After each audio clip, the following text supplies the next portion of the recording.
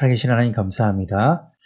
하나님 말씀 보게 하여 주시고 또 하나님을 만나게 해 주셔서 감사합니다. 이 시간 주의 말씀을 볼 때 하나님을 만나게 하여 주시옵소서.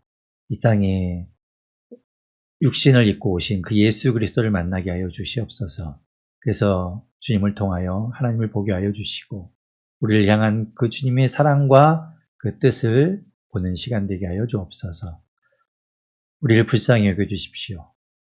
우리와 함께 하여 주십시오. 예수님 이름으로 기도드립니다. 아멘. 찬송가도 이렇게 보시면 그 찬송가마다의 성경 구절, 관련된 성경 구절이 있습니다. 그래서 337장 내 모든 시험 무거운 짐을 같은 경우에는 그 밑에 작은 글씨로 마태복음 11장 28절 말씀이 적혀 있어요. 그래서 그 말씀과 관련된 이 찬양이죠. 그래서 오늘 우리가 이제 그 본문을 보게 될 텐데, 그래서 관련된 찬송가를 같이 좀 불러봤습니다. 네, 그렇게 이제 여러분도 혹시 이제 성경을 보시다가 그 성경 말씀과 관련된 찬양을 하고 싶다 하시면, 네, 찬송가를 갖고 계실 때, 찬송가 맨 뒤쪽에 보시면 찬송가를 이렇게 찾는 방법들이 나와 있습니다. 색인 방법이라고 하죠. 그래서 주제별로 찬송가를 찾는 방법도 있고, 또 작곡가별로, 작사가별로 찾는 방법도 있고, 나라별로 찾는 방법도 있고, 이렇게 쭉 찬송가를 찾는 방법들이 나와 있어요. 거기에 보시면 성경 구절별로 창세기부터 해서 각 성경 구절과 관련된 찬송가가 몇 장인지 적혀 있습니다. 그래서 여러분이 성경을 보시고 그와 관련된 찬송가를 부르고 싶다 하시면 그 뒤를 보셔서 그 관련된 찬송가를 찾아서 한번 이렇게 불러보시고, 또 잘 모르는 찬양이면 또 한번 들어보시고 하면서 관련돼서 이렇게 같이 찬양해도 좋겠다 생각이 됩니다. 자, 10장을 보게 되면 그 앞에서 이제 9장 끝부분에서 예수님께서 어떤 이야기를 하셨는가 하면 제자들에게 말씀하시기를 이제 추수할 일꾼들을 보내달라고 주인에게 청하라, 이런 이야기를 하시죠. 그러니까 함께 할 일꾼들을 하나님께서 보내주시기로 하나님께 간구해라, 이렇게 이제 말씀하신 이후에 이제 10장에서 그 예수님과 함께 동역할 제자들을 이제 세우시고 그 제자들을 세상으로 보내실 때 그들을 향해서 주시는 말씀이 이제 나오게 됩니다. 그래서 1절에 보게 되면 예수께서 그의 12 제자를 부르사 더러운 귀신을 쫓아내며 모든 병과 모든 약한 것을 고치는 권능을 주시니라, 이렇게 되어 있어요. 자, 여러분 보시면 예수님이 제자들을 세상으로 보내시고 사람들 속으로 보내실 때 예수님을 전하라고 가서 천국 또 하나님의 나라를 선포하라고 보내고, 마치 우리가 지금 생각하면 전도대를 보내는 것 같이 생각할 수 있잖아요. 그런데 예수님은 마태복음에 보면 예수님의 관심사가 또 하나 있어요. 그게 뭐냐면 그것은 하나님 나라의 어떤 표징이기도 하고 하나님 나라의 어떤 현상이기도 한데, 모든 병과 모든 약한 것을 고쳐주시는 거예요. 예수님은 거기에 관심이 있어요. 그래서 우리가 그 전에도 보았던 것처럼 예수님의 사역을 소개할 때 마태복음 4장 23절과 지난 시간에 본 9장 35절에 보면 그런 이야기를 했었죠. 네, 거기 보시면 예수님께서 하셨던 사역을 설명하고 있는데 회당에서 가르치시고 천국 복음을 전파하시고, 그리고 또 하나 중요하게 예수님이 하셨던 사역이 뭔가 하면 모든 병과 모든 약한 것. 그러니까 두 개는 다 우리 몸에 있는 질병을 이야기해요. 우리 뭐가 아파서, 또 우리가 어떤 연약함 때문에 오는 그런 질병들, 그런 약함, 그런 허약함, 이런 것들에 대해서 예수님은 고치시고 그것을 회복시켜 주시기를 원하셨던 것이죠. 그래서 보면 10장 1절에 제자들을 세워서 그들을 세상으로 보내실 때도 단순히 예수님을 전하고 천국 복음을 전파하는 것뿐만 아니라 모든 병과 모든 약한 것을 고치는 권능을 주셨다라고 되어 있어요. 예수님은 거기에 관심이 있는 거예요. 예수님은 우리의 질병, 우리의 아픔을 고치시기를 원하고 계시는 것이죠. 그래서 이제 보게 되겠지만 10장 8절에 보면 그 제자들을 향해서도 다시 한번 당부하시기를 병든 자를 고쳐라. 그리고 죽은 자를 살리고 나병 환자를 깨끗하게 하며 귀신을 쫓아내라. 너희가 거저 받았으니 거저 주라. 이렇게 말씀하세요. 네. 예수님이 거기에 관심이 있으신 거죠. 자, 그런 것들을 우리가 또 예수님을 알 수 있는 그런 본문이 되겠습니다. 자, 그리고 이제 2절부터 예수님께서 제자들을 12명의 제자를 세우신 이름이 나오게 되죠. 2절부터 4절까지 나오게 되는데요. 우리 같이 한번 보면 12명의 사도, 우리가 이 12명의 사도 가운데 여러분 몇 명이나 알고 계시는지 한번 쭉 체크해 보십시오. 첫 번째가 베드로라 하는 시몬입니다. 그래서 우리는 통상 시몬, 베드로 이렇게 부르죠. 그리고 그와 형제인 안드레가 있습니다. 그리고 세베대의 아들인 야고보와 요한, 이게 둘은 또 형제예요. 그리고 3절에 보면 빌립과 바돌로메. 예. 이 바돌로메가 아마도 요한복음에 나오는 나다나엘일 것이다라고 이렇게 보고 있습니다. 그리고 도마와 마태, 이 지금 세리인 마태가 이제 이 마태복음을 썼다라고 했잖아요. 그 마태, 그리고 알페오의 아들 야고보, 그리고 다데오, 그리고 가나나인 시몬과 마지막에 가룟 유다가 있습니다. 그래서 12명의 제자가 이제 세워지게 되죠. 네, 그래서 여러분 12명 가운데 이제 몇 분이나 이름 알고 계신지 모르겠지만 그렇게 12명의 이름이 이제 나와 있습니다. 그래서 예수님께서는 이 12를 보내시면서 이제 이르시는 거죠. 5절 중간 이후에 보면 이방인의 길로도 가지 말고 사마리아인의 고을에도 들어가지 말고 오직 이스라엘 집에 잃어버린 양에게로 가라 이렇게 말씀하세요. 이 마태복음은 누구를 대상으로 쓰여졌다고 처음에 말씀드렸죠? 유대인을 대상으로 쓰여졌어요. 그러니까 유대인에게 집중되어 있어요. 그래서 유대인들에게만 마치 여기에서도 이제 유대인에게만 복음을 전하는 것처럼 유대인만 고쳐주는 것처럼 말씀하고 있지만 꼭 그런 것은 아니고 이제 가장 우선을 그리고 가장 시급한 것을 유대인으로 생각하고 있는 것으로 우리가 해석하면 되겠습니다. 그래서 유대인에게로 가라 이렇게 말씀하시고 그러면서 이제 7절, 8절에 이제 아까 본 것처럼 천국을 전파하고 모든 것들을 고쳐주라 이렇게 이야기하세요. 그리고 9절부터는 이제 그들이 가면서 어떻게 해야 하는지 그리고 갈 때 어떻게 뭔가를 준비해야 하는지 이런 것들을 말씀하시는데 전혀 귀중한 것도 가져가지 말고 또 여벌도 챙겨가지 말고 그리고 마치 그냥 몸에 있는 지니고 있는 몸에 두르고 있는 것만 급하게 가야 하는 것처럼 말씀하시죠. 그만큼 이 천국을 전파하고 그리고 약한 사람들을 고쳐주는 것은 시급한 것을 이야기해요. 지체할 시간이 없는 거예요. 짐을 싸고 그래요? 그러면 다시 이제 짐 꾸리고 뭘 가져갈까 이렇게 생각할 시간이 없다는 거죠. 그만큼 급박하고 또 시급한 사안이라는 거예요. 그러니까 두르고 있는, 입고 있는 그대로 어서 속히 떠나라 이렇게 이제 이야기하시는 거죠.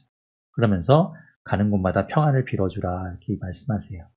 하지만 분명한 것은 제자들을 보내도 받아들이지 않는 사람들이 있다고 말씀하고 있죠. 그러면 그곳에 발의 먼지를 떨어버려라. 이제 그곳과 상관이 없다라는 책임을 다했다라는 것을 나타내라고 말씀하세요. 자, 그래서 이제 16절부터 23절까지 이제 너희가 세상에 나가는데 16절에 뭐라고 말씀하세요? 내가 너희를 보내는 것이 양을 이리 가운데 보내는 것과 같다 이렇게 말씀하시면서 예수님께서 좀 안타까워하시는 것을 볼 수 있죠. 그러면서 이제 세상을 일이라고 표현하시면서 그 일이가 양에게 어떻게 대할지를 이제 말씀하고 있는 내용이에요. 그런데 이제 16절 후반에 보면 예수님께서 그 제자들에게 그러니 양이 이리 가운데 가니 어떻게 해야 된다라고 말씀하시기를 이렇게 말씀하시죠. 너희는 뱀같이 지혜로워라. 당연하죠. 지혜롭게 행동해야 되겠죠. 양이 이리 사이로 살아남기 위해서 다닐 때는 지혜로워야 될 거예요. 그런데 그 뒤에 뭐라고 말씀하십니까? 비둘기같이 순결하라 이렇게 이야기하세요. 비둘기같이 순결하라. 뭐 이게 과연 양이 이리 사이를 지나가는 것과 무슨 관계가 있을까요? 순결은 그리스도인의 무기입니다. 순결은 그리스도인의 무기예요. 보시면 빌립보서 2장 15절에 보면 이렇게 말씀하고 있어요.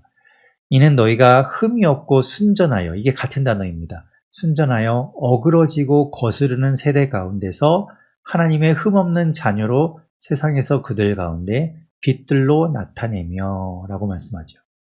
이게 그리스도인의 모습이에요. 그리스도인의 무기는 이리를 이기기 위해서 우리가 강력한 칼과 몽둥이를 지니는 것이 아니라 그들을 이길 수 있는 방법은 순결한 겁니다. 하나님 말씀대로 하나님 앞에 우리가 순결한 그 모습을 가지고 세상 가운데 나갈 때 우리가 이기게 되는 거예요. 그래서 그걸 이야기하죠. 그러면서 이제 17절부터 이야기하시는데 보면은 그들을 미워할 사람들이 있다라고 말씀하세요. 17절에 보면 그들이 너희를 공회에 넘겨주겠고 그들의 회당에서 채찍질하리라 라고 되어 있는 거 보면 공회와 회당에 그들을 넘긴다는 이야기는 뭡니까? 종교인들이에요. 기존의 종교 지도자들, 종교인들이 이 제자들을 싫어할 거다, 미워할 거다라고 이야기하시는 거죠. 그리고 18절에 보면 총독들과 임금들이 그들 앞에 끌려가게 되고 고초를 당하게 될 것을 이야기하시는 걸 볼 수 있죠. 정치가들, 또 세력가들 속에 들어갈 때 미움을 받게 될 것이다. 자, 그리고 22절에 보면 모든 사람에게 미움을 받을 것이나 이렇게 말씀하죠. 결국엔 모든 사람이 이 제자들을 미워할 거라고 이야기해요. 왜 그런가? 왜 미워할까? 그들과 다르기 때문에 그래요. 그래서 순결해야 되는 거죠. 그들과 똑같이 행동한다면 그들이 미워할 리가 없어요. 좋아하겠죠, 오히려. 새로운 동료가 왔다고 좋아할 거예요. 그런데 우리는 순결함으로 나아가기 때문에 그들로부터 미움을 받게 될 것이다. 왜냐하면 다르니까요. 그것이 그리스도인인 것이죠. 그러니까 우리가 두려움이 생기겠죠. 세상 가운데 나아가야 되는데 우리는 양이고 이리들 속으로 들어가야 되는데 이리가 양을 좋아하는 것도 아니고 미워한대요. 그러니 우리가 두렵지 않겠습니까? 그래서 예수님께서 24절부터 두려워하지 말라고 이야기하세요. 세상은 두려워할 존재가 아니라고 이야기하죠. 26절에 보십시오. 그런즉 그들을 두려워하지 말라. 그러면 우리는 누굴 두려워해야 할까요? 하나님을 두려워해야 하는 것이죠. 하나님을 경외하고 하나님을 두려워해야 한다라고 말씀하고 있어요. 28절 말씀하죠. 몸은 죽여도 영혼은 능히 죽이지 못하는 자들을 두려워하지 말고 오직 몸과 영혼을 능히 지옥에 멸하실 수 있는 이를 두려워하라. 그러면서 29절부터 하나님이 너희를 알고 있다. 하나님이 너희를 보고 계시고 지켜주실 것이니 두려워하지 말라. 너희는 참새보다 귀하다. 이렇게 이야기하세요. 그러면서 이제 32절, 33절에 뭐라고 말합니까? 그들이 가서 이제 천국 복음을 전파하고 약한 것들을 고쳐주고 그렇게 이제 예수 그리스도를 드러내고 그렇게 살아가야 될 텐데 누구든지 사람들 앞에서 나를 시인하면 예수 그리스도를 시인하면 그것이 상급이 되어서 하늘에 계신 내 아버지 앞에서 예수님도 그를 시인할 것이다 라고 이야기하죠. 반대로 33절에는 누구든지 사람 앞에서 나를 부인하면 예수 그리스도를 부인하면 예수님도 하나님 앞에서 그를 부인할 것이다. 이렇게 이야기하십니다. 그리고 34절부터 39절까지 화평을 주러 온 것이 아니라 검을 주러 왔다. 이렇게 이야기하세요. 그래서 이 부분만 보면 되게 이상하게 생각됩니다. 아니 예수님이 이 땅에 오신 것이 오히려 불화를 일으키고 또 부모 자식 간에도 원수를 만드는 뭐 그런 관계를 이루기 위해서 오셨다는 것인가. 36절에 보면 사람의 원수가 자기 집안 식구니라 이렇게 이야기하시면서 아니 그러면 내 사랑하는 가족들과 내가 원수져야 한다는 것인가 이렇게 우리가 요것만 딱 띄어서 보면 그렇게 오해할 수 있는데요. 지금 이게 어느 부분에 해당하죠? 예수님께서 제자들을 세상으로 보내시면서 그들에게 말씀하고 있는 거예요. 그러니까 그들이 세상에 나가서 복음을 전하고 또 예수님 말씀대로 살아갈 때 그것이 검이 되어서 그래서 아마도 세상의 가족이라고 할지라도 예수 그리스도를 받아들이지 않는 사람들과는 부딪힘이 있을 것이라는 거죠. 아까 앞에서 말한 것처럼 미움받게 될 거라는 거예요. 그것을 이야기하고 계시는 거죠. 네. 그러면서 자기 십자가를 지고 나를 따르지 않는 자도 내게 합당하지 않다라고 38절에 이야기하고 계십니다. 그래서 39절에 보면 자기 목숨을 얻는 자는 잃을 것이요 나를 위하여 자기 목숨을 잃는 자는 얻으리라 말씀하고 있어요. 제자들에게 하시는 말씀인 거죠. 세상으로 나아가는 그 제자들에게 주시는 말씀입니다. 그래서 41절부터 42절에서 이제 그렇게 복음을 듣고 제자들을 통해서 예수 그리스도를 영접하는 자는 하나님을 영접하는 것이고 그들은 결국에 상을 받게 될 것이고 또 그렇게 이제 나아가는 제자들 42절에 보면 누구든지 제자의 이름으로 이 작은 자 중 하나에게 냉수 한 그릇이라도 주는 자는 맨 끝에 보면 결단코 상을 잃지 아니하리라 이렇게 말씀하세요. 이 이야기를 들은 제자들이 어땠을까요? 힘이 나겠죠. 마치 아브라함이 떠오르지 않습니까? 아브라함에게 하나님께서 아브라함을 부르실 때 그리고 아브라함을 통해서 너를 통해 복이 흘러가게 될 것이다. 축복의 통로로 사용할 것이다 라고 말씀하셨을 때 너를 축복하는 자에게 내가 축복할 것이고 너를 저주하는 자가 내가 그에게 화를 내리리라 하신 그런 하나님 말씀과 같지요. 제자들에게도 예수님께서 그런 말씀하고 있는 겁니다.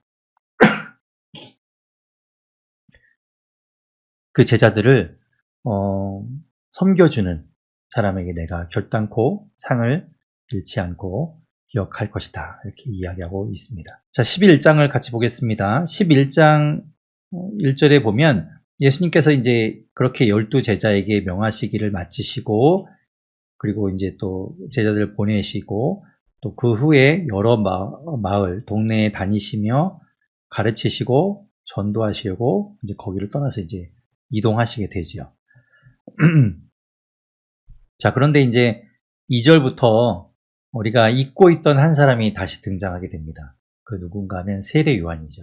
세례 요한이 예수님이 오실 길을 준비하고 사람들에게 회개를 선포하고 세례를 줬던 이제 세례 요한, 그동안에 어디가 있었나 우리가 궁금하셨을 텐데 이제 여기에 세례 요한이 이야기가 나옵니다. 세례 요한이 2절에 보면 옥에 갇혀 있대요. 감옥에 있는 겁니다. 이제 왜 그런지는 이제 나중에 또 보게 되겠지만 아무튼 지금 상황이 세례 요한이 옥에 갇혀 있는 상황이다. 네. 뭐 자세한 것은 이제 누가복음에 좀 더 자세하게 나오게 되지만 우리가 일단 이제 그 내용을 세례 요한이 거기 옥에서 제자들을 보내서 예수님께 이제 여쭈어 보는 그런 것을 생각하시면서 보시면 좋겠습니다. 3절에 말합니다. 그 제자들에게 이제 가서 물어보라고 이야기하면서 오실 그이가 당신이오니까 우리가 다른 일을 기다리오리까 이렇게 이제 물어보라고 이야기하죠. 그 세례 요한이 자신의 사명이 무엇이었습니까?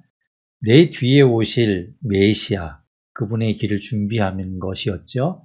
그분을 선포하는 것이었습니다. 그런데 과연 예수님이라고 생각했는데 그 예수 그분이 메시아가 맞는가 그것을 확인하고 싶었던 것이겠지요. 그래서 제자들을 보내서 물어보게 합니다. 그래서 이제 제자들이 왔겠죠. 예수님께서 4절부터 대답하십니다. 너희가 가서 듣고 보는 것을 요한에게 알리되 5절에 보면 맹인이 보며 못 걷는 사람이 걸으며 나병 환자가 깨끗함을 받으며 못 듣는 자가 들으며 죽은 자가 살아나며 가난한 자에게 복음이 전파된다 하라. 누구든지 나로 말미암아 실족하지 아니하는 자는 복이 있도다. 이렇게 이야기하세요. 자, 이것을 읽어보면 예수님의 사역이 나오고 있죠. 예수님이 하신 일들입니다. 맹인과 못 걷는 사람과 나병 환자, 또 못 듣는 사람, 심지어 죽은 사람까지 그들에게 고치시고 치유하시고 회복시키는 일을 하셨잖아요. 그리고 가난한 자에게 복음이 전파되고, 우리가 5장에서 그 산상수훈에서도 가난한 자는 복이 있나니 하며 하나님 나라를 전하셨던 그 예수님의 모습을 볼 수 있죠. 그렇게 예수님께서 하셨던 사역, 실제로 행하셨던 일들을 나타내기도 하지만 이것은 또 영적인 가르침이기도 해요.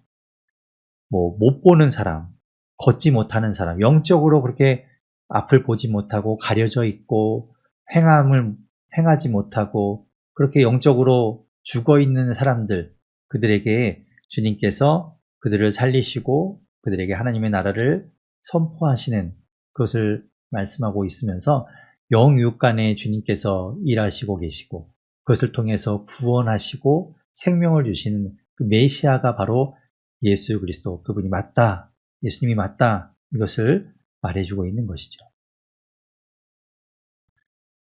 요한의 제자들이 돌아갔습니다. 돌아가고 나서 예수님께서는 예수님을 따르는 제자들에게 요한에 대해서 이제 7절부터 말씀하십니다. 요한이 얼마나 대단한가 말씀하고 있지요.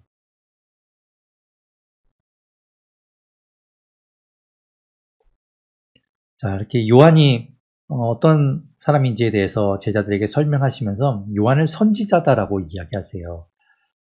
10절에 보면 이렇게 이야기하십니다. 10절에서 말라기 3장 1절 말씀을 언급하시면서 보라, 내가 내 사자를 내 앞에 보내오노니 그가 내 길을 내 앞에 준비하리라 하신 그 말씀, 거기에서 이야기한 그 사자, 그가 바로 세례 요한이다라고 예수님께서 말씀하고 있는 겁니다.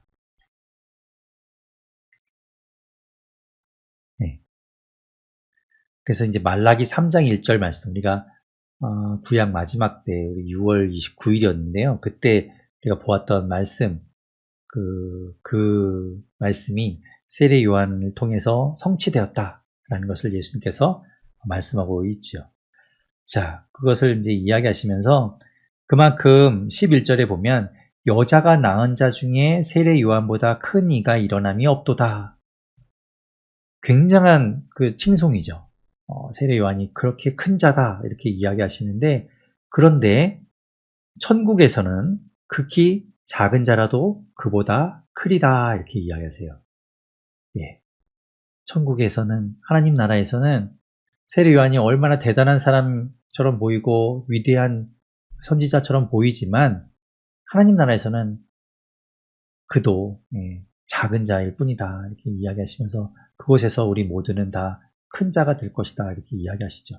자, 그러면서 이제 12절에 보면 세례 요한의 때부터 지금까지 천국은 침노하는 자, 천국은 침노를 당하나니 침노하는 자는 빼앗느니라 이렇게 이야기하시죠. 자, 이 말씀이 상당히 무슨 뜻일까, 이게 좀 난해합니다. 그리고 이걸 원문으로 봤을 때도 이게 무슨 의미를 나타내는 것인지 지금도 되게 분분해요. 왜 그런가 하면 이 침노하다라는 이 단어가요, 중간태라고, 이제 헬라어는 중간태, 그리고 뭐 수동태, 뭐 이런 능동태 이렇게 이제 있습니다. 그런데 우리는 우리말에서는 그것을 이제 잘 이렇게 수동태 이런 걸 잘 구분을 안 하잖아요. 그런데 이제 그 언어에서는 그런 게 이제 구분이 되는데 거기에 따라서 조금씩 뜻이 달라지게 되겠죠.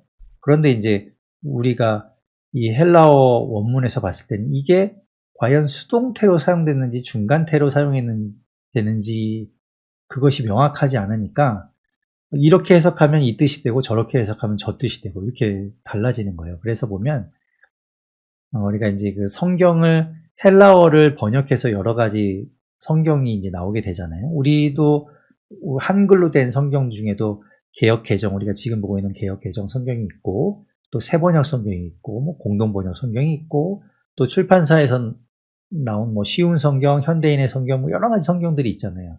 그런데 그 성경들마다 이 말을 어떻게 해석하는지가 나뉘어지게 되고요. 그래서 그 뜻이 좀 둘로 나눠지게 됩니다. 무슨 말인가 하면은 이렇게 나눠져요. 지금 이제 우리 개역 개정도 그렇고요. 공동 번역 성경도 그렇고 현대인의 성경 그리고 뭐 ESV라는 그런 영어 성경도 이런 것을 따르고 있습니다. 수동태를 따르고 있어서요. 하나님의 나라가 그 침노를 당한다. 예. 어떤 힘 있는 것에 의해서 폭력을 당하고 있다라고 해석을 합니다. 그리고 뒤에도 그 후반절에도 침노하는 자는 빼앗는다라고 되어 있잖아요. 그래서 이제 그 힘 있는 자가 빼앗으려고 한다라고 이렇게 그렇게 이제 번역을 하고 있어요. 그런데 반면에 그것을 중간태로 바꾸면 이게 새 번역에서처럼 이렇게 됩니다. 하늘나라, 하나님의 나라는 힘을 떨치고 있다. 그것이 확장되고 있다. 이렇게 해석이 돼요. 그리고 그 뒤는 이제 또 다시 이렇게 수동태로 쓰였는데 힘을 쓰는 사람들이 그것을 차지한다. 이렇게 이제 쓰이고 있죠. 그래서 앞에 부분이 이렇게 이제 나눠지는 거예요. 이게 뭐가 맞냐? 사실 좀 뭐가 맞는지 좀 어려워요. 해석하기가. 유진 피터슨이 쓴 메시지라는 메시지 성경에 또 보면 이렇게 해석하고 있어요. 조금은 우리 성경은 좀 다르지만 오랫동안 사람들은 스스로 하나님 나라에 들어가려고 애써 왔다. 이렇게 이 12절 말씀을 해석합니다. 그러니까 결국에는 이제 이런 것들을 볼 때 우리가 이제 이거를 문맥적으로 살펴본다면 그 천국이 세례 요한에 의해서 이제 선포되고 전해지는데 그럼에도 불구하고 이제 요한이 옥에 갇히게 되고 그리고 사람들이 요한의 이야기를 듣지 않고 뭐 이런 앞뒤 정황상 볼 때 이게 답이라고 할 수는 없겠지만 저는 아무래도 이 개역 개정 성경 또는 공동 번역이나 지금 위에 부분에 이렇게 윗부분에 있는 것처럼 요 해석하는 것이 제가 볼 때는 좀 자연스러워 보이긴 해요. 그래서 세례 요한 이후에 세례 요한이 선포한 이후부터 예수님이 말씀하시는 이때까지 천국은 사람들에 의해서 침범당하고 그 하나님의 나라를 천국을 그들이 어떻게든 소유하려고 그들이 들어가 보려고 애써 왔고 그들이 그래서 하나님 나라를 침범에 들어오려고 했다. 이렇게 보는 것이 좀 자연스럽지 않을까 이렇게 생각을 합니다. 네, 그렇게 이제 12절이 조금 난해한 구절이긴 한데 또 그렇게 보면 좋겠다 생각이 들고요. 그러면서 이제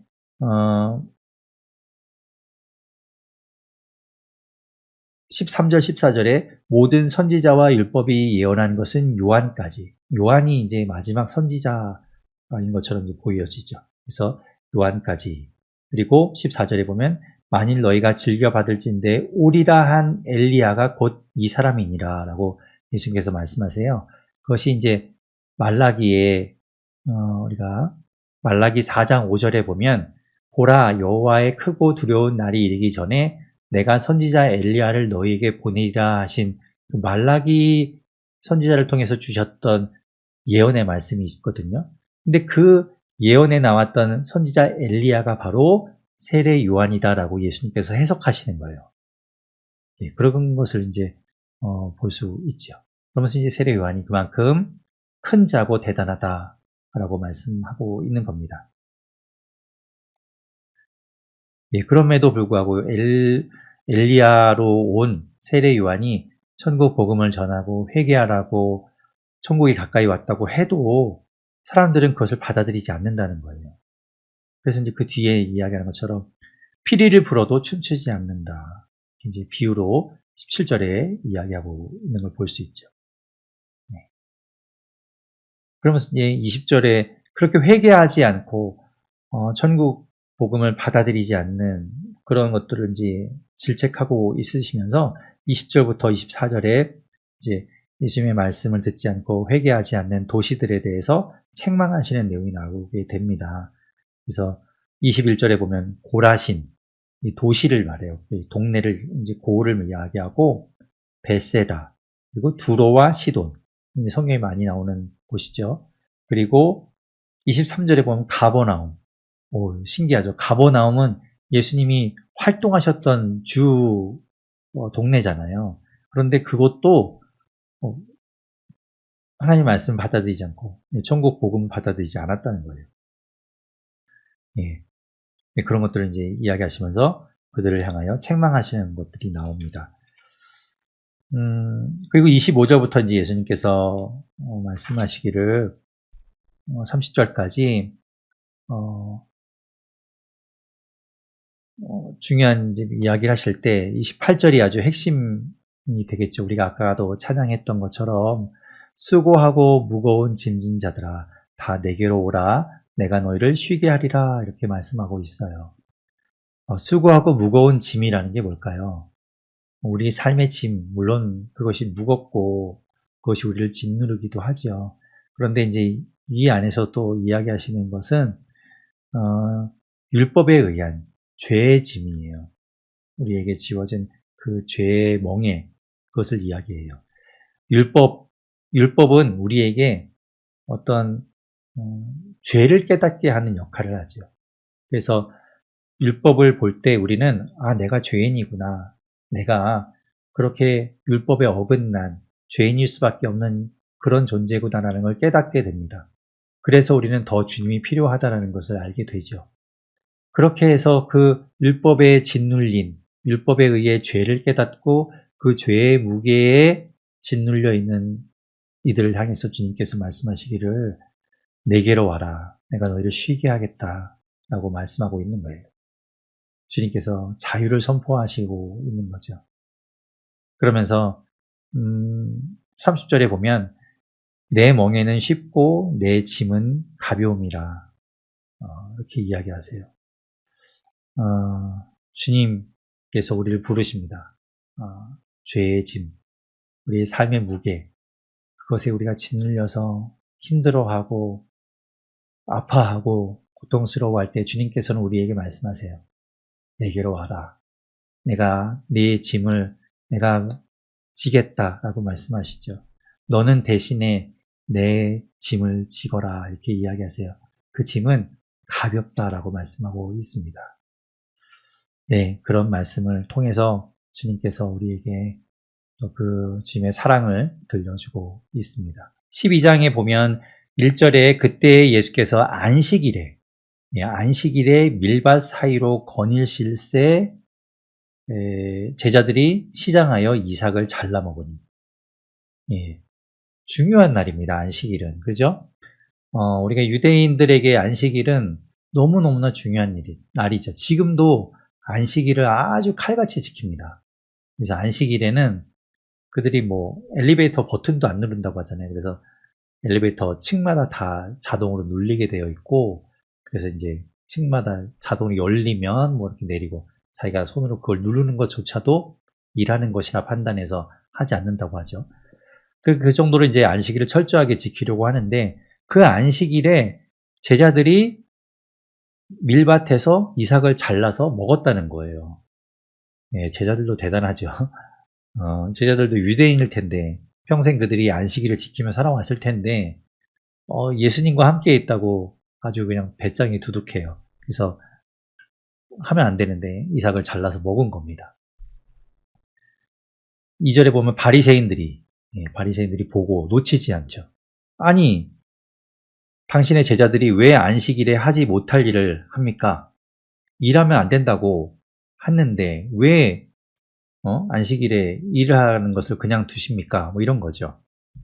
그때 예수님께서는 3절에 보면 다윗이 자기와 함께한 자들이 시장할 때 한 일을 잃지 못하였느냐 이렇게 이야기하세요.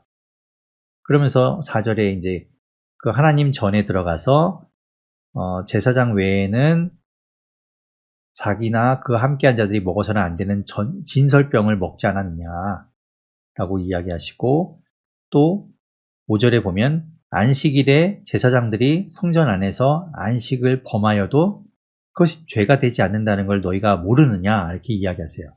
그러면서 이제 두 가지 성경 구약의 말씀을 인용하시는 거예요. 그걸 근거로 들어서 지금 이야기하시는 거죠. 첫 번째로 다윗과 함께 이야기하신 것이 사무엘상 21장 6절의 말씀입니다. 우리 지난주에 알려드린 것처럼 성경 맨 밑에 보면 난하주에 적혀 있죠. 사무엘상 21장 6절에 보면 이렇게 되어 있어요.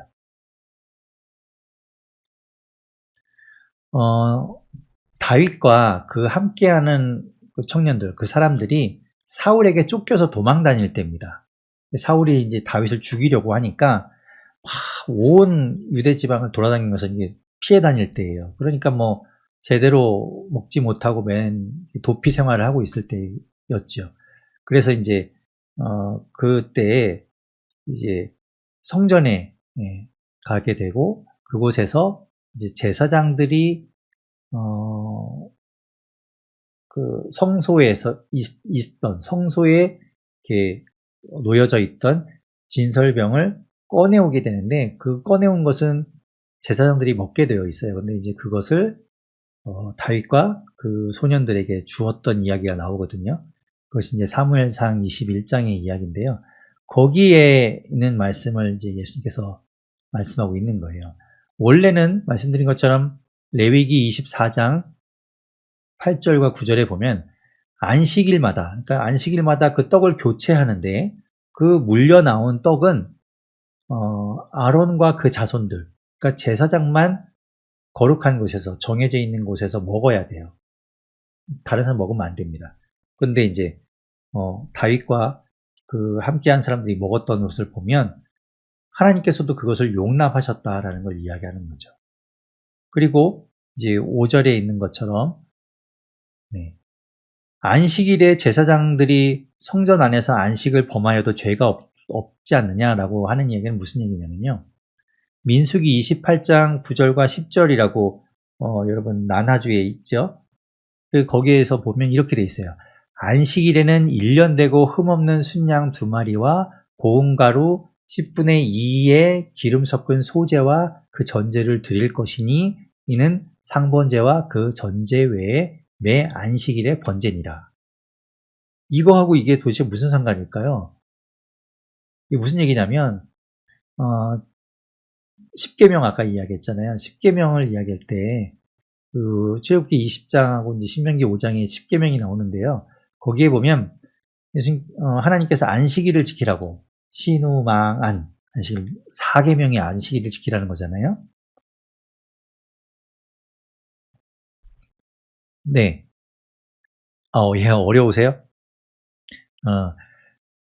근데 이제 들어보시면 그렇게 어렵지 않은 내용이에요. 근데 이제 안식일을 지키라는 게 4계명인데요. 거기에 보면 뭐라고 말씀하시냐면 그 7째 날은 하나님 여호와의 안식일이래요. 하나님의 날이에요, 그날은. 그래서 하나님의 날이기 때문에 그날은 내가 거룩하게 하였다라고 하시면서 그날은 아무 일도 하면 안 된다라고 이야기하시는 거죠. 그래서 저기 출애굽기 20장 10절 끝에 보면 아무도, 누구라도 아무 일도 하지 말라. 이것이 하나님의 계명이에요. 그죠? 아무것도 하면 안 돼요. 그런데 이제 민수기 28장 9절과 10절에 보면 제사장은 안식일인데도 불구하고 아무것도 하면 안 된다고 했는데 제사를 드렸다는 거죠. 그러니까 뭐예요? 안식일에 아무것도 하지 않는 것이 아니라 예배를 드린다던가 뭔가 더 중요한 일을 하는 것은 괜찮다. 이렇게 이제 예수님께서 말씀하고 있는 거예요. 그렇게 이제 그것을 풀어주신 거죠. 그 안식일이 어떤 의미인가를 이제 이야기해 주시는 거예요. 그러면서 이제 이야기하는 것이 7절에 보면요. 나는 자비를 원하고 제사를 원하지 아니하노라. 이렇게 이제 호세아 6장 6절 말씀을 말씀하고 있는데요. 호세아 6장 6절 말씀에도 보면 이렇게 되어 있죠. 나는 인애를 원하고 제사를 원하지 아니하며 번제보다 하나님 아는 것을 원하노라. 이게 원래의 말씀이에요. 그런데 이제 그것을 예수님께서 말씀하시면서 하나님의 뜻이 무엇인지, 그죠? 그 율법을 지키고 그것을 지키기 위해서 더 중요한 일이 있음에도 불구하고 그것을 따르지 않는 하나님의 뜻이 무엇인지를 헤아리려고 하지도 않는 것, 그것은 옳지 않다라고 이제 예수님께서 말씀하고 있는 것이죠. 그리고 이제 8절에 말씀합니다. 인자는 안식일의 주인입니다. 이게 무슨 말이냐면요. 그 앞에 인자는 이라고 되어 있는데 그 앞에 왜냐하면 이라는 말이 생략되어 있는 거예요. 왜 예수님께서 지금 이렇게 안식일에 대해서 당당하게 지금 안식일을 다시 한번 이야기하시는가 하면 원래 율법이 안식일 규정을 하고 있잖아요. 그래서 이 바리새인들은 율법에 규정된 안식일이 그거대로 하는 것이 최고라고 생각하는데 예수님이 이야기하시는 거예요. 내가 이렇게 이야기하는 이유는 내가 안식일의 주인이기 때문이다라고 이야기하시는 거죠. 이 말씀도 되게 놀라운 말씀이에요. 아까 우리가 이제 출애굽기 20장에 보면 그 10계명 나와 있는데 거기에 제가 뭐라고 말씀드렸죠? 안식일은 여호와의 날이라고 되어 있었어요. 하나님의 날이에요. 안식일의 주인은 하나님이에요. 그거는 유대인들도 인정해요. 그렇지. 안식일은 하나님의 날이지. 하나님 거지. 그러니까 내가 그날은 거룩하게 아무것도 안 하고 성회로 모여서 하나님을 생각하고 하나님 예배하는 거지. 그렇게 생각하는데 지금 예수님께서는 안식일의 주인이 나다라고 이야기하시는 거예요. 곧 예수님께서 하나님이라는 것을 이야기하고 그렇기 때문에 안식일에 대해서 말씀하고 있는 것이죠. 말씀할 수 있는 거예요. 우리가 안식일을 막 함부로 해석하면 안 되잖아요. 예수님은 하나님이기 때문에 그 안식일의 주인이기 때문에 안식일에 대해서 이야기할 수 있다는 거죠.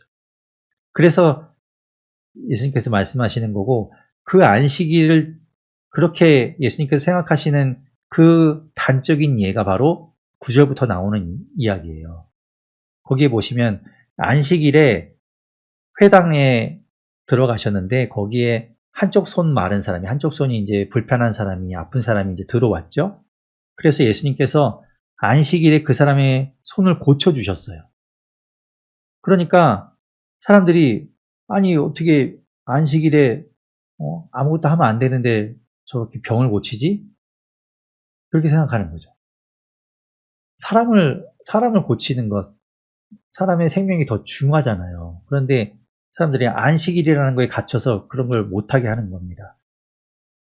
그래서 예수님께서 이제 안식일에 대해서 말씀하고 있는 것을 이제 직접 행함으로 보여주시는 거고, 안식일보다 사람의 생명이 더 귀하다는 것, 사람이 더 중요하다는 것 이제 이야기하고 있죠. 12절에 그래서 12절 중간에 보면 그러므로 안식일에 선을 행하는 것이 옳으니라 이렇게 말씀하고 있어요.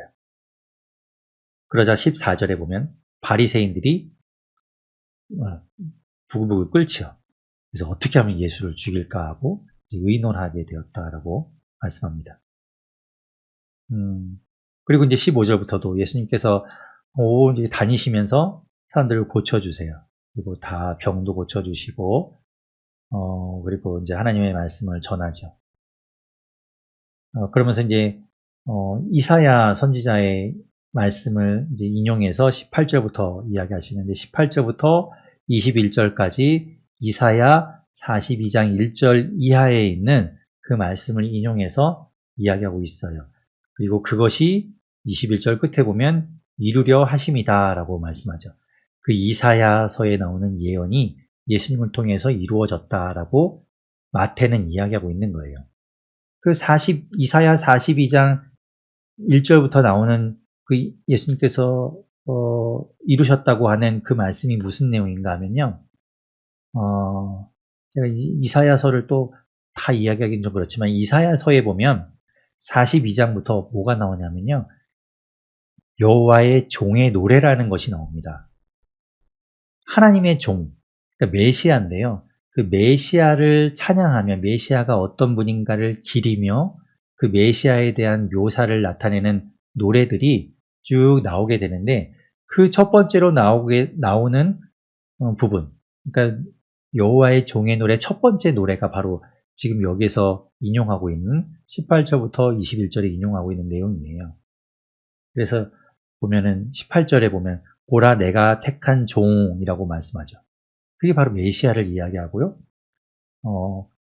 여호와의 종을 이야기해요. 그분이 바로 예수님이라는 거예요. 그래서 그게 이루어진 거다라고 이야기하고 있습니다. 자, 그런 이야기를 하고 있어요. 그리고 계속해서 이제 또 이 바리새인들과 계속 논쟁하고 부딪히는 이야기 나옵니다. 22절부터 보면 예수님께서 또 귀신 들려서 눈도 안 보이고 말도 못하는 사람을 고쳐주시는 이야기 나오죠. 그때 또 24절에 보면 바리새인이 또 그 이야기를 듣고 화를 내요. 발끈합니다. 저 귀신 들린 사람 고쳐주는 거 보면 저 예수라는 저 작자도 귀신의 왕인 바알세불이 귀신의 왕인데 그 바알세불을 힘입어서 그 바알세불이 도와줘서 귀신 쫓은 거지. 저 그러면 예수도 그 사탄의 종이 분명해. 뭐 이렇게 이야기하는 거죠. 바알세불이 귀신의 왕이고 사탄을 상징하거든요. 그때 이제 예수님께서 25절부터 이야기하죠. 사탄을 어떻게 쫓아내냐. 같은 나라, 같은 민족끼리 어떻게 싸울 수 있냐. 이렇게 이야기하시면서 바알세불을 힘입어서 귀신을 쫓아낸다면 그게 말이 되냐 이제 예수님이 이야기하시죠.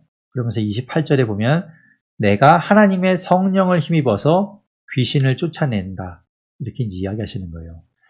내가 귀신을 힘입어서가 아니라 성령을 힘입어서 귀신을 쫓아내는 것이면 28절 후반부에 하나님의 나라가 이미 너희에게 임한 것이라는 것을 너희가 알아라. 이렇게 이야기하시죠. 그러니까 예수님께서 하시는 그 사역은 하나님의 일이고 성령의 일이라는 거예요. 귀신을 쫓아내는 것이 귀신끼리 그게 가능하겠냐. 귀신끼리 서로 그게 싸워서 어떻게 그 나라가 온전할 수 있겠냐. 이렇게 이야기하시는 거죠. 그러면서 이제 이 바리새인들이 지금 예수님을 향해서 뭐라고 했어요? 저 사람 저 귀신의 왕을 힘입어서 저 귀신 들려서 저렇게 귀신의 힘으로 귀신을 쫓아내는 거지. 저 능력 행하는 것도 다 귀신 때문이지 뭐 이렇게 이야기하는데 예수님께서는 아니다. 나는 성령을 힘입어서 하는 것이다 라고 이야기하시면서 그래서 이제 31절에 이렇게 얘기하죠. 그러므로 내가 너에게 이르노니 사람에 대한 모든 죄와 모독은 사하심을 얻되 성령을 모독하는 것은 사하심을 얻지 못하겠고 지금 성령을 힘입어서 예수님이 사역을 하시고 귀신을 쫓는다고 하셨는데 지금 이 바리새인들이 말하기를 귀신 들려서 저런다라고 이해하는 거 보면 그거는 사함을 받지 못한다라고 예수님께서 선포하고 있는 거예요. 그들에게 화를 선포하고 있는 거죠. 그리고 33절 끝에 보면 열매로 나무를 안다 라고 이야기하고 있습니다. 열매로 나무를 알 수 있다. 그러면서 34절에 이 독사의 자식들아 그들을 이제 책망하시죠. 그들이 지금 말로 아주 사람을 죽이는 말을 하고 있는 거잖아요. 예수님을 모독하고 있잖아요. 예수님이 하시는 사역을 성령을 힘입었는데 그걸 귀신을 힘입은 것이다라고 이야기하면서 성령을 모독하잖아요. 그래서 예수님께서 뭐라고 얘기하세요? 36절, 37절에 보면 사람이 무슨 무익한 말을 하든지 심판날에 이에 대하여 신문을 받으리니 여러분 말에 대해서 심판받습니다. 말에 대해서 나중에 하나님이 책임을 물으실 거예요. 37절에 말합니다. 내 말로 네가 한 그 말로 의롭다함을 받고 내 말로 정죄함을 받으리라. 바리새인들을 향해서 지금 이야기하시는데 그것이 우리에게도 해당되죠. 우리에게도 해당됩니다. 우리가 말하는 것 그것에 책임져야 돼요. 그러니까 조심해야 돼요. 함부로 말하면 안 돼요. 이 바리새인들을 대표적으로 보잖아요. 그렇게 하면 그 자기가 말한 것 가지고 심판받게 된다라고 이야기하시죠. 또 이 38절부터 45절까지 또 바리새인들과 부딪힙니다. 서기관과 바리새인 몇 사람이 와서 예수님께 말해요. 선생님이여, 우리에게 표적 보여주기를 원하나이다. 진짜로 표적을 원해서 이럴까요? 시험하고자 하는 거예요. 예수님 시험하고자 해서. 그래서 예수님하고 또 트집 잡으려고 논쟁하려고 지금 예수님한테 표적을 좀 보여달라. 당신이 하나님의 아들이라며, 당신이 성령을 힘입어서 일한다며, 그거 증거를 대보시오. 이런 거잖아요. 이렇게 이야기하죠. 그때 39절에 보면 예수님께서 말씀하시죠. 중간에 선지자 요나의 표적밖에는 보일 표적이 없느니라. 요나는 우리가 알고 있죠. 구약에 나오는 그 요나서에 있는 요나 선지자입니다. 니느웨에 가서 하나님의 그 심판을 선포하라고 하니까 요나가 괜히 그거 얘기했다가 그 사람들이 회개하면 어떡합니까?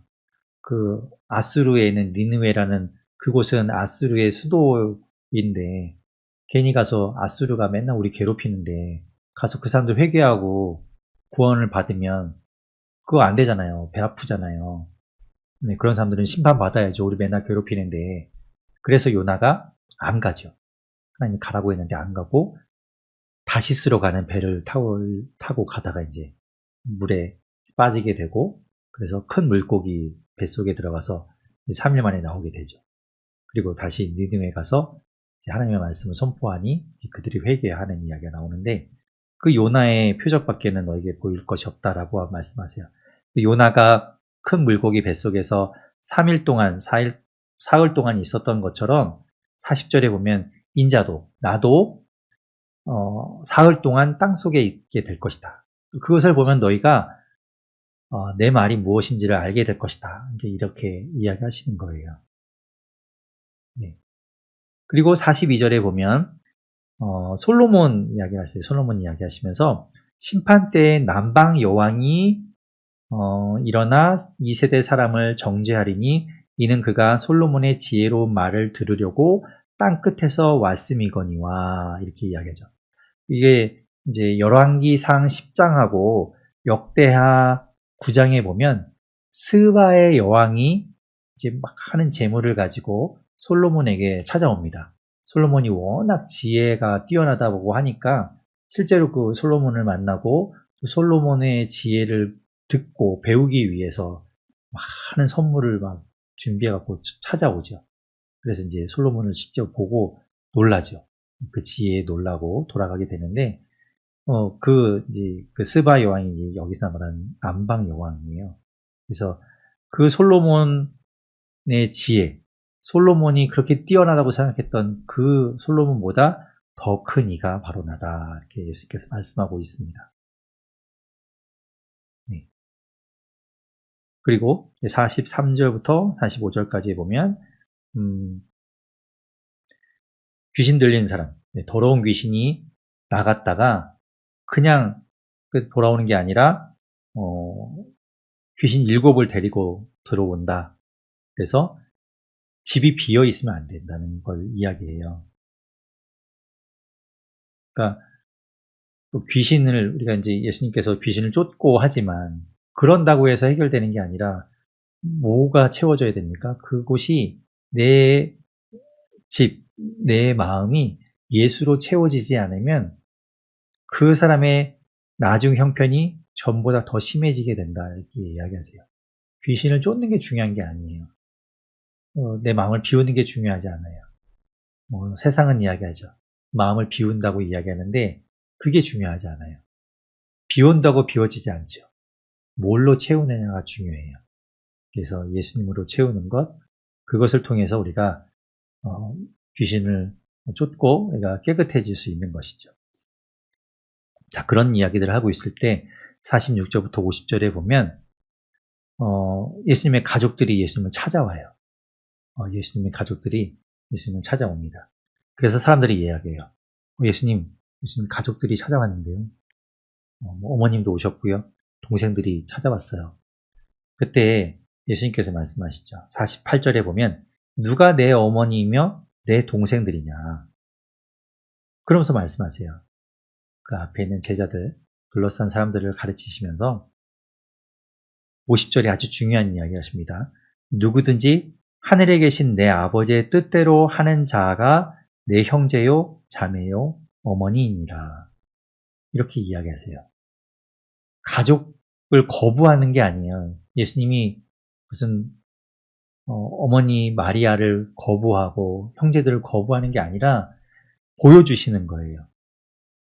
혈육이라고 가족 관계가 형성되어 있지만 그것과 같이 하나님 나라의 하나님과의 관계에서의 형제 자매, 그것은 무엇인가 하면 하나님의 뜻, 하늘에 계신 내 아버지의 뜻을 알고 그것을 행하는 자가 바로 내 형제요 자매다, 이렇게 이야기하시죠. 왜 이런 이야기를 하시냐면 12장 전체에서 이야기하고 있는 바리새인들과 계속해서 부딪히는 것들을 보시면 바리새인들은 하나님의 말씀을 기가 막히게 안 읽던 사람입니다. 아마도 율법을 다 외웠던 사람들일 거예요. 그래서 그 율법을 지키려고 했죠. 그래서 안식일 때문에 싸우잖아요. 그런데 정작 하나님의 뜻이 무엇인지, 그 율법을 통해서 말씀하고자 하는 것이 무엇인지를 알지 못해요. 그런 것을 이제 예수님께서 지적하고 있는 거죠. 그게 중요한 거 아니다. 하나님의 뜻이 무엇인지, 하나님이 왜 그 얘기를 하셨는지를 알고 그대로 살아가는 것, 그대로 행하는 것이 중요하다. 이 이야기를 들려주고 계시는 거예요. 자, 13장을 볼게요. 13장 1절에 보면 그날 예수께서 집에서 나가사 바닷가에 앉으심에 2절에 큰 무리가 예수님에게 모여들었죠. 그래서 예수님께서 그들로부터 떨어져서 이제 바다, 그러니까 갈릴리 호수로 이렇게 나가셔서 배에 올라 앉으셨어요. 그러니까 배 위에서 예수님이 지금 설교를 하시고 그 땅을 향해서, 육지를 향해서 설교를 하시고 육지의 사람들이 쭉 둘러 앉아서 이제 예수님의 말씀을 듣는 거죠. 자, 그렇게 이제 그 상태에서 예수님께서 이제 비유로 이제 천국에 대해서, 하나님의 나라에 대해서 이야기하십니다. 3절부터 9절까지 우리가 잘 아는 씨 뿌리는 비유를 하고 계세요. 그래서 씨 뿌리는 자가 씨를 뿌렸는데 그것이 이제 길가에 떨어지고 뭐 돌밭에 떨어지고 그리고 가시떨기 위에 떨어지고 좋은 땅에 떨어지고, 네, 그 이야기를 하십니다. 그 이야기는 우리가 사실 좀 많이 들어서 알잖아요. 그러니까 교회 학교에서도 막 많이 했던 그 내용이라서 우리가 잘 아는 그 비유이죠. 그리고 10절부터 예수님께서는 그 비유에 대해서 설명을 해주십니다. 그러면서 이제 제자들이 10절에 보면 궁금해해요. 아니 예수님 왜 비유로 이야기하세요? 왜 이거를 좀 이렇게 그냥 바로 직설적으로 이야기하시면 되지 이걸 왜 비유로 이야기하세요? 비유로 말씀하신 그게 무슨 뜻이에요? 이렇게 이제 물어보는 거죠. 그때 예수님께서 11절부터 답을 하시는데 왜 비유로 이야기하는지를 이야기하세요. 보면 천국의 비밀을 아는 것이 너희에게는 허락되었으나 그들에게는 아니 되었나니, 그러면서 13절에 내가 그들에게 비유로 말하는 것은 그들이 보아도 보지 못하며 들어도 듣지 못하며 깨닫지 못함이니라. 그리고 이사야의 말씀을 인용하십니다. 그러니까 비유로 이야기하시는 것이 보면서도 들으면서도 그것을 깨닫는 사람들만 깨닫고 못 듣는 사람들은 못 듣게 하려고 하셨다는 거예요. 이게 좀 이해되세요? 비유로 왜 예수님께서 말씀하시는가? 이런 거죠. 저는 어렸을 때요, 옛날 이야기를 참 많이 들었어요. 그래서 뭐 할머니나 할아버지에게 옛날 이야기 해달라고, 그러면 옛날 이야기 우리가 잘 아는 옛날 이야기 장화홍련전 이런 이야기 들으면 우리가 그걸 들으면서 뭘 깨닫습니까? 아, 착하게 살아야 되겠구나, 나쁜 일 하면 안 되는구나, 이런 것들을 깨닫잖아요. 그러니까 우리에게는 그때 어린 아이들에게는 그렇게 비유로 이야기해야만 알 수 있어요. 그죠? 아이들에게 막 직설적으로 막 그 죄에 대해서 설명하고 그럼 벌 받는 거 법을 거론해 가면서 이야기하면 애들이 이해 못 하죠. 마찬가지로 하나님 나라에 대해서는 비유로 설명해야 그 사람들이 알아듣는 거예요. 이야기로 들려줘야. 그런데 그렇게 이해의 도구로 비유를 쓰고 있는데 어리석은 사람들, 성경에서 이야기하는 강팍한 사람들이 있어요. 고집이 세고 성격이 괴팍한 사람들. 그런 사람들이 그 비유를 받아들이려고 하지 않고 거기에 귀를 기울이려고 하지 않고 이야기를 튕겨내죠. 그러면 그 사람들에게는 거부된다는 거죠. 받아들이지 않는다는 거예요. 그래서 그들에게는 깨닫지 못함이 이제 이루어지게 되는 거죠. 그래서 예수님께서 비유로 설명하시는 거예요. 누구는 듣고 누구는 못 듣게 하기 위한 것이 아니라 처음에는 비유로 그들에게 이해시키는 거예요. 비유로 해야 알아들으니까. 하나님 나라를 모르는 사람들한테 그걸 어떻게 설명하겠어요. 그래서 이제 비유로 이야기하시는데 사람들이 그것을 들으려고 하지 않는다. 그러면서 이제 18절부터는 그 앞에서 이야기하신 씨 뿌리는 비유에 대해서 이제 설명해 주시죠. 그것이 무슨 의미인가를 말씀해 주십니다. 네. 읽어보시면 그게 무슨 뜻이구나라는 것을 예수님이 설명해 주셔서 알 수 있어요. 제가 거기에 대해서 또 설명할 필요가 없을 정도로 잘 말씀해 주십니다. 그리고 24절부터 30절까지는 예수님께서 또 다른 것으로 하나님 나라에 대해서 이제 비유로 이야기해 주시는데 가라지 비유라는 것으로 이야기해 주세요. 보시면 어떤 사람이 밭에다가 이제 씨를 뿌려서 이제 키우고 있는데 원수가 와서 거기에 가라지를 뿌렸다는 거예요. 그래서 잡초가 난다는 거죠. 우리가 생각하는 잡초는 이렇게 왜 논에 잡초가 있으면 그거 잡초 뽑으면 되지 않나? 근데 여기서 말하는 이 가라지는요, 되게 비슷하대요. 그러니까 우리가 여기서 얘기하는 씨는 사실 밀일 텐데 그 밀과 상당히 유사해서 그 크는 동안에는 구분이 잘 안 된다는 겁니다. 그러니까 자칫하다가는 밀까지도 뽑아낼 수 있다는 거죠. 그러니까 두라고 이야기해요. 그리고 29절에 보면 가라지를 뽑다가 곡식까지 뽑을 수 있으니까 그냥 두라. 그리고 30절에 추수 때까지 그냥 자라게 두었다가 추수 때에 이제 가라지는 거두어서 불에 사르고 단은 거두어서 곡간에 들이자 이렇게 이야기하시죠. 이 이야기는 뭔가 하면 결국에는 뭐를 보고 알 수 있다는 거예요? 자라는 동안에는 구분이 안 돼요. 나중에 열매를 보고 하는 거예요.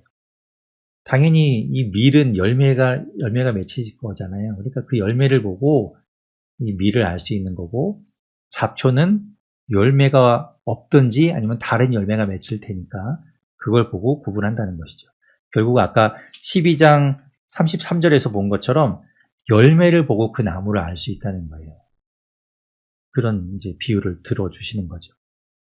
그리고 31절부터 또 나오는 이야기는 이제 겨자씨 비유예요. 겨자씨와 누룩의 비유를 통해서 하나님 나라의 천국의 그 복음은 작은 것 같으나 그것이 큰 영향을 끼친다라고 이야기하시고 34절, 35절은 다시 한번 비유로 이야기하시는 것을 왜 그렇게 이야기하시는지 이야기하시고 36절부터 43절까지 앞에 이야기했던 가라지 비유에 대해서 또 설명을 해주십니다. 비유를 설명해 주세요. 그러니까 이렇게 비유로 이야기해 주실 때 그 비유에 대해서 귀를 기울이고 그것이 무엇을 뜻하는 것인가 그것을 알고 싶으면 주님을 찾아야죠. 주님께 그 비유를 들어야 되겠죠. 그런데 그냥 그 이야기를 듣고 그냥 흘려 들으면 아무 소용이 없다는 걸 이야기해요. 네, 그리고 이제 44절부터 50절까지 이제 천국이 밭에 감추어 있는 보화. 우리가 이제 찬양으로 아이들 찬양을 전국은 마치 그 찬양처럼 그 밭에 감추인 보화이고 좋은 진주. 그런 것으로 이제 비유를 해서 그 무엇보다 우리가 소유해야 되는 잃으면 안 되는 것으로 이제 이야기하시죠. 네, 그리고 이제 47절에 보면 천국은 이제 그물과 같다. 그래서 그것에 비유해서 의인 중에서 악인을 갈라내어 나중에 이제 풀무불에 던져놓게 될 것이다. 이렇게 이야기하시고 그런 이제 천국 비유를 통해서 이야기하시는 내용들이 쭉 나온 다음에 53절부터 56절까지, 아니 58절까지네요. 58절까지 이제 예수님께서 이런 비유를 이야기하시고 천국에 대해서 가르치시는데, 정작 그 고향에서는 배척당하는 이야기를 하십니다. 앞에서 비유로 이야기하는, 왜 비유로 이야기했는지를 이야기하셨잖아요. 마찬가지라는 거예요. 비록 고향인데 예수님을 잘 알고 예수님과 함께 자랐고 예수님에 대해서 많이 이야기를 들었음에도 불구하고 들으려고 하지 않으면 배척하고 밀어내고 거부하게 되어 있다는 거예요. 그래서 예수님이 고향 땅에서 배척당하는 이야기를 하고 계십니다. 살아계신 하나님 감사합니다. 오늘 말씀을 통해서 또 주님께서 우리에게 주시는 그 귀한 가르침을 우리가 듣습니다. 우리에게 천국을 말씀해 주시고 우리에게 들을 귀와 또 볼 수 있는 눈을 주셔서 감사합니다. 또한 우리 안에 보지 못하고 듣지 못함에도 불구하고 믿음을 주셔서 그 믿음이 천국을 소망하게 하심에 감사합니다. 하나님, 우리에게 좋은 것을 베풀어 주시고 날마다 우리와 함께 하시고 하나님, 무엇보다도 우리의 약한 것을 고치시기 원하시는 그 주님의 뜻을 알았습니다. 하나님, 우리와 함께하여 주십시오. 우리를 불쌍히 여겨주시고 우리의 약한 것 고치시고 회복시켜 주시옵소서. 모든 것 하나님께 맡깁니다. 함께하여 주옵소서. 예수님 이름으로 기도드립니다. 아멘.